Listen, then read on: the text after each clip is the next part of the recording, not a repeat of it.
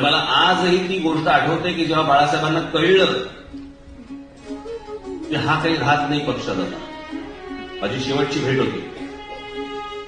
मी आजपर्यंत कधी बोललो नाही तुम्हाला ही गोष्ट. पण निघताना माझ्यावर त्याला मनोहर जोशी होते. मनोहर जोशी बाहेर गेले रूमच्या, आणि रूमच्या बाहेर गेल्यावरती माननीय बाळासाहेबांनी मला बोलवलं.